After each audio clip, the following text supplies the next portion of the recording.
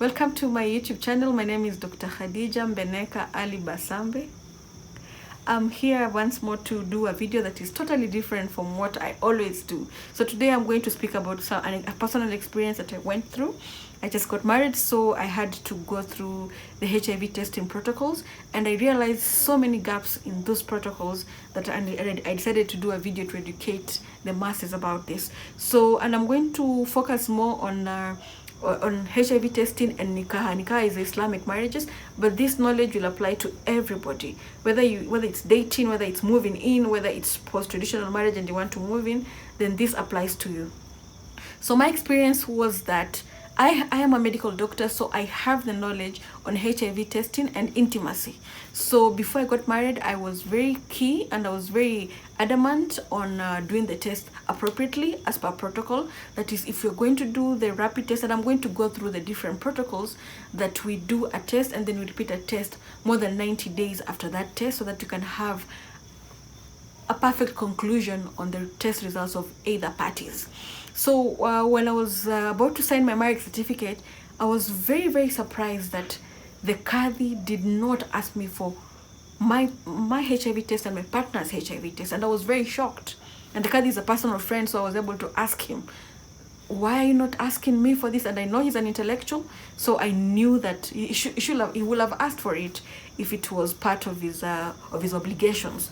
So the Qadi told me, he was like, listen, the act, that is the law, has really, really restricted me. And I asked him, how has the law restricted you? He told me that the HIV and AIDS Prevention and Control Act of 2012 focuses a lot on confidentiality, disclosure, and privacy guidelines. That is subsection 13, to some extent, 19, 20, and 22.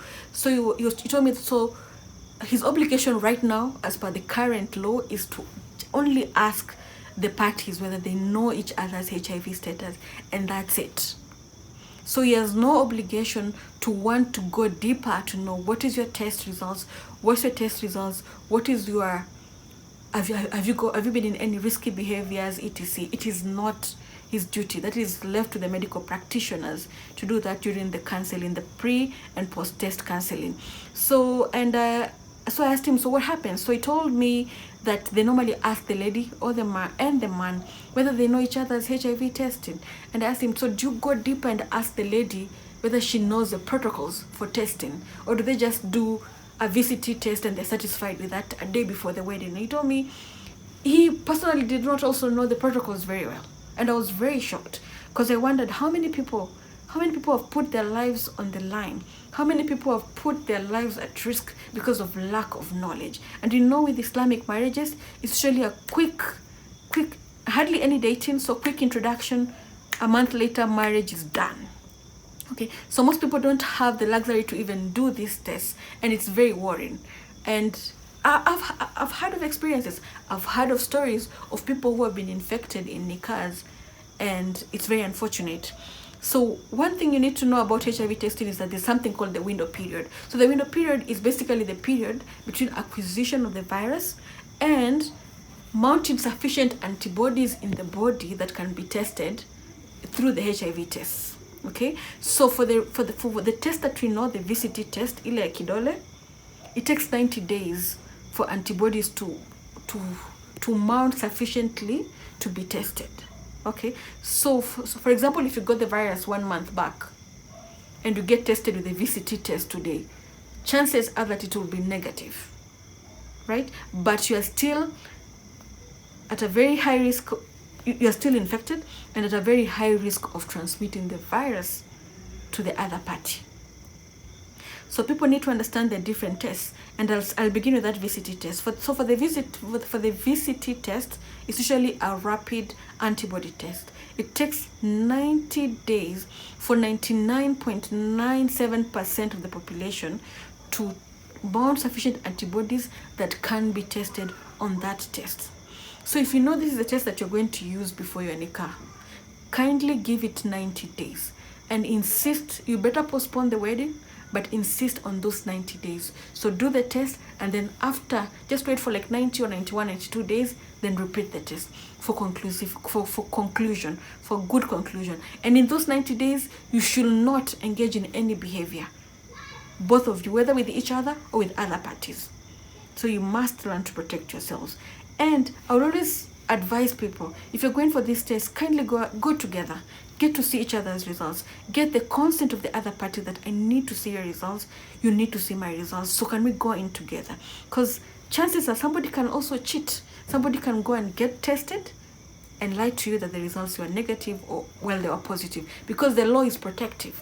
The law says that nobody should transmit your results without your consent. So the hospital cannot call the person and tell them that, hey, the person that you're about to marry is HIV positive with. And I'm not causing stigma in any way. I just need us to protect each other and to know what people are getting themselves into. Because nowadays, marriages between HIV negative and HIV positive people are very possible. But it's important for people to know their statuses so that they can plan ahead, whether it's taking the PrEP or, you know, acting as a discordant couple.